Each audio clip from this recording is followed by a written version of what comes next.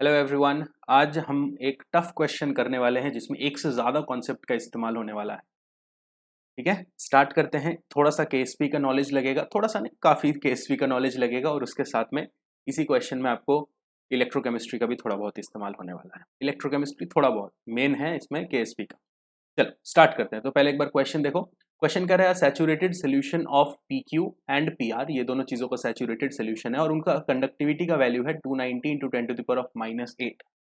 मतलब दो चीजें मिलाने के बाद हमने क्या बनाया हुआ है, एक सैचुरेटेड सोल्यूशन, और उस जो सोल्यूशन का जो कंडक्टिविटी मेजर किया हुआ है वो है 290 इंटू 10⁻⁻10 साइमन पर सेंटीमीटर। फिर कह रहा है KSP of PQ and PR, इन दोनों का वैल्यू दे दिया है 3 इंटू 10⁻⁻14 और 1 इंटू 10⁻⁻14।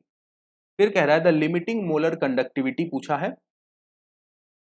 दो का दिया हुआ है, पी प्लस का और आर माइनस का दिया हुआ है और क्यू का पूछा हुआ है। तो limiting molar conductivity P plus का दिया हुआ है 50, एक्स माइनस का सॉरी क्यू माइनस का एक्स और आर माइनस का 200 और एक्स का वैल्यू पूछा हुआ है। तो सबसे पहले ये क्वेश्चन पढ़ने के बाद जब मैं पहली बार इस क्वेश्चन को जिंदगी में पढ़ा था तो होश उड़ गए थे। मतलब इसमें करे तो करे क्या, मतलब क्या करना है, किस तरीके से अप्रोच करना है, कुछ भी नहीं समझ आ रहा था। ठीक है, केएसपी दे दिया है, लिमिटिंग मोलर कंडक्टिविटी दे दिया है, नॉर्मल कंडक्टिविटी दे दिया है। ठीक है, तो मोलर कंडक्टिविटी नॉर्मल कंडक्टिविटी का रिलेशन तो हमें पता है। ठीक है, उसका तो हम कुछ कर सकते हैं, पर ये केएसपी का किस तरीके से इस्तेमाल करें इस क्वेश्चन। तो देखो, इस क्वेश्चन को पढ़ने के बाद उस तरीके से अगर आप जनरल अप्रोच लगाओगे तो थोड़ा सा हो सकता है प्रॉब्लम में फंस जाओ। तो इसमें क्या करना होगा, सबसे पहले हमें यह देखना पड़ेगा कि हमसे पूछा क्या गया है। तो पूछा गया है लिमिटिंग मोलर कंडक्टिविटी का वैल्यू। ठीक है, तो लिमिटिंग मोलर कंडक्टिविटी जैसे ही हम पढ़ते हैं तो दिमाग में क्या आता है, तो इस तरीके से जब तीन चीजों की लिमिटिंग मोलर कंडक्टिविटी दे दिया जाए तो हमें सबसे पहले दिमाग में आता है कोलराउस लॉ की। कोलराउस लॉ से हमें कुछ ना कुछ तो करना पड़ेगा इस क्वेश्चन में। ठीक है, चलो अब इस क्वेश्चन को एक बार फटाफट समझ लेते हैं। तो मान लो ये तुम्हारा सोल्यूशन है, ये पूरी पूरी मेरी सोल्यूशन है। सोल्यूशन के अंदर मैंने क्या क्या डाला हुआ है, एक मैंने पी आर डाला हुआ है और दूसरा मैंने इसके अंदर पी क्यू डाला हुआ है, दो चीजें। ठीक है, इसके में कौन कौन से आयंस होंगे, पी प्लस वाले आयंस होंगे, इसमें आर माइनस के आयंस होंगे और इसमें क्यू माइनस के आयंस होंगे। राइट, अब इसमें अगर हम कंडक्टिविटी की बात करें या लिमिटिंग मोलर कंडक्टिविटी की बात करें तो वो क्या होगा, लैम्डा नॉट एम जो लिमिटिंग मोलर कंडक्टिविटी है ये किस किस के मोलर कंडक्टिविटी के बराबर होगा, इन तीनों आयंस के मोलर कंडक्टिविटी के बराबर होगा। मतलब इंडिविजुअल को जोड़ना होता है, कोलराउस लॉ में उसी चीज को कर रहे हैं। तो ये बन जाएगा लैम्डा नॉट किसका, पी प्लस का, plus lambda naught Q minus का, plus lambda naught R minus का, क्योंकि यही तीन चीज सोल्यूशन के अंदर प्रेजेंट है। हमने देखो क्वेश्चन से क्या क्या डेटा चुराया, क्वेश्चन से हमने लिया कि लिमिटिंग मोलर कंडक्टिविटी से हम क्या समझ सकते हैं, उससे हम एक चीज निकाल सकते हैं। एक ही फॉर्मूला आता है, इसको इस्तेमाल करने का हमारे पास, लिमिटिंग मोलर कंडक्टिविटी इस्तेमाल करने का हमें एक ही फॉर्मूला आता है, उसी को हमने लिख दिया कोलराउस लॉ से इस चीज को, और कुछ भी नहीं आता। जब भी ऐसी इससे बहुत सारी चीज दी होती है तो हम उसमें कोलराउस लॉ ही लगाते हैं, एक ही फॉर्मूला आता है, लिख दिया। ठीक है, अब हमें इसमें से पता है कि लैम्डा नॉट पी प्लस का वैल्यू दिया हुआ है 50, लैम्डा नॉट आर माइनस का वैल्यू दिया हुआ है 200 और लैम्डा नॉट क्यू माइनस का वैल्यू एक्स है, जो हमें निकालना है। बट क्या हमें सच्ची में एक्स निकालना है, नहीं, अभी एक्स नहीं निकाल रहा, हमें क्या निकालना है। अब हमारे दिमाग को यह पता चल गया है कि हमें लैम्डा नॉट क्यू नहीं निकालना, हमें किसी तरीके से लैम्डा नॉट एम की वैल्यू निकाले। अब हमें पता चल गया कि हमें क्यू से कोई मतलब नहीं, अगर मुझे कोई लैम्डा नॉट एम की वैल्यू बता दे तो मैं आराम से एक्स निकाल सकता हूं इसमें से। ठीक है, ये सबसे पहले। अब हमें जो डेटा दिया हुआ है क्वेश्चन में उससे हम कैसे लैम्डा नॉट एम निकालेंगे वो हमें देखना है। ठीक है, तो इसके लिए तुम देखो क्या वैल्यू दिया हुआ है तुमको, कंडक्टिविटी का वैल्यू दिया हुआ है। कंडक्टिविटी हम किस चीज से रिप्रेजेंट करते हैं, कप्पा से रिप्रेजेंट करते हैं कंडक्टिविटी को। ठीक है, और कप्पा और लैम्डा एम का क्या रिलेशन हमें पता है, एक ही रिलेशन, इसमें भी एक ही रिलेशन पता है। चलो देखो कौन सा relation, lambda not is equals to 1000 into kappa divided by concentration. Right, molarity लिख देते हैं आप लोग, मोलैरिटी लिख देते हैं। तो ये कॉन्सेंट्रेशन क्या है, सी है मोलैरिटी। ठीक है, तो ये दोनों चीजें हमने देख ली। अब क्या हुआ, हमें ये पता चल गया कि चलो लैम्डा नॉट एम जो है उसको हमें यहां पे सब्स्टिट्यूट कर देंगे और लैम्डा नॉट एम का भी हमें एक ही रिलेशन पता है, वो रिलेशन हमने लिख के देख लिया। ठीक है, अच्छा अब हमें क्या है, कप्पा, ये तो क्वेश्चन में दिया हुआ है, कंडक्टिविटी की वैल्यू क्वेश्चन में दिया हुआ है, 1000 खुद एक वैल्यू, इसके साथ कुछ भी छेड़छाड़ नहीं करना। तो हमें अब क्या निकालना है, अब हमें निकालना है कॉन्सेंट्रेशन, मोलैरिटी के टर्म्स में कॉन्सेंट्रेशन निकालना है। ठीक है, अभी हमारा क्वेश्चन थोड़ा सा सिंप्लीफाई हुआ है, कि इलेक्ट्रोकेमिस्ट्री वाला पार्ट यहीं तक है क्वेश्चन में, अब स्टार्ट होने वाला है केएसपी। ठीक है, अब देखो इस सोल्यूशन के अंदर अगर हम कंसेंट्रेशन की बात करें P प्लस आर माइनस और Q minus, P plus R minus और Q माइनस, यही तीन का कॉन्सेंट्रेशन जो भी होगा इसके अंदर, जो भी सामान होगा वही तो इसका कॉन्सेंट्रेशन होगा, क्योंकि यही तो है सोल्यूट्स, यही है सोल्यूट्स हमारा। और क्वेश्चन एक वर्ड इस्तेमाल किया हुआ है, क्वेश्चन कह रहा है it's a saturated solution of PQ and PR, एक सैचुरेटेड सोल्यूशन है। और हमें पता है सैचुरेटेड का मतलब क्या होता है कि मैक्सिमम कॉन्सेंट्रेशन अवेलेबल है। सैचुरेटेड मतलब जितना घुल सकता था उतना घुला हुआ है, राइट? जितना घुल सकता था उतना ही घुला हुआ है। और सैचुरेटेड सोल्यूशन के कॉन्सेंट्रेशन को क्या कहते हैं? अगर मेरे पास कोई भी सैचुरेटेड सोल्यूशन है, उस सैचुरेटेड सोल्यूशन का कॉन्सेंट्रेशन जो होता है, इसी कॉन्सेंट्रेशन को ही हम कहते हैं सोल्यूबिलिटी। याद है? देख रहे हो कितने सारे कॉन्सेप्ट इस्तेमाल हो रहा है सोल्यूशंस का। ये सोल्यूबिलिटी उसी को कहते हैं। सोल्यूबिलिटी क्या होता है? Concentration of the saturated solution. ठीक है, तो अब हमें ये थोड़ा सा आइडिया लगा कि जो हम कॉन्सेंट्रेशन निकालने वाले हैं वो कॉन्सेंट्रेशन एक्चुअली में निकालेंगे क्या? हम सोल्यूबिलिटी निकालेंगे, जहां से हम धीरे धीरे सोल्यूबिलिटी प्रोडक्ट को टच करने वाले हैं। तो क्वेश्चन में एक चीज फिर से देख लो, यहां पे C जो मैंने लिखा है, C कॉन्सेंट्रेशन है। कॉन्सेंट्रेशन किसके वजह से होगा? PR और PQ के वजह से होगा कॉन्सेंट्रेशन।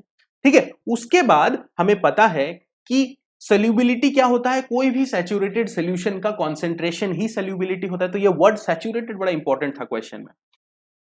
तो यहां पे अगर मैं बोल दूं कि लेट्स से कॉन्सेंट्रेशन वो किसके बराबर होगा? सोल्यूबिलिटी ऑफ सोल्यूशन नंबर 1 और सोल्यूबिलिटी ऑफ सोल्यूशन नंबर 2। मान लेते हैं यहां पे सोल्यूशन नंबर 1 है PR के वजह से, और मान लेते हैं सोल्यूशन नंबर 2 क्या है? PQ के वजह से। दो चीजें हमें यहां पे मिल गई। ठीक है, तो जो कॉन्सेंट्रेशन होगा वो किसके बराबर होगा? दोनों सोल्यूबिलिटीज के सम होगा, PQ वाला सोल्यूशन और PR वाला सोल्यूशन दोनों का।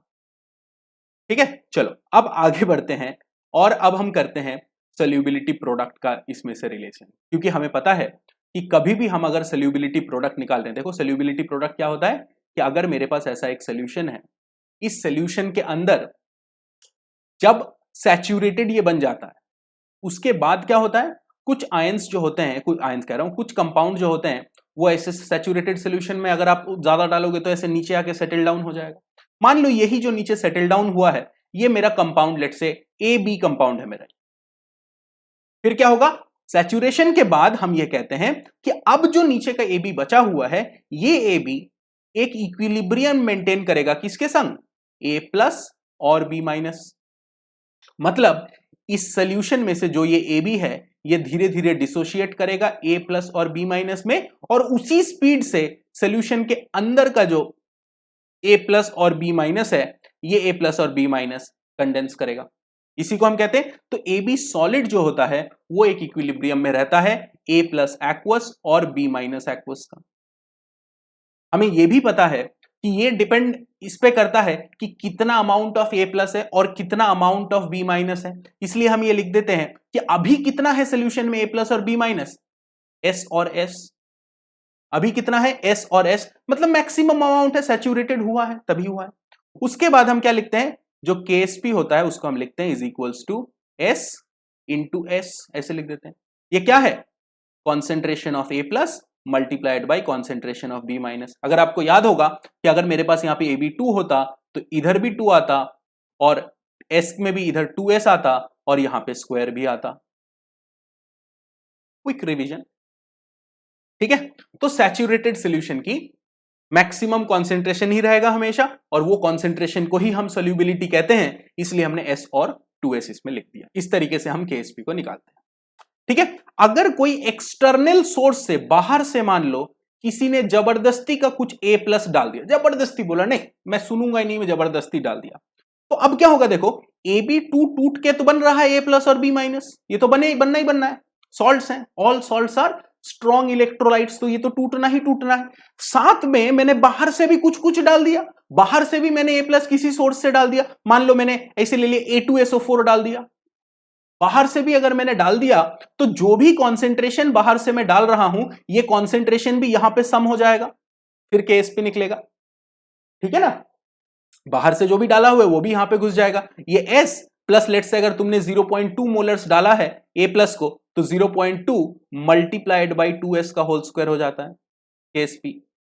क्योंकि ये क्या है, ये बाहर से आया हुआ A प्लस है, इसको भी हमें कंसीडर करना पड़ेगा। तो टोटल ये जो स्क्वायर ब्रैकेट है, ये स्क्वायर ब्रैकेट का मतलब टोटल कॉन्सेंट्रेशन होता है।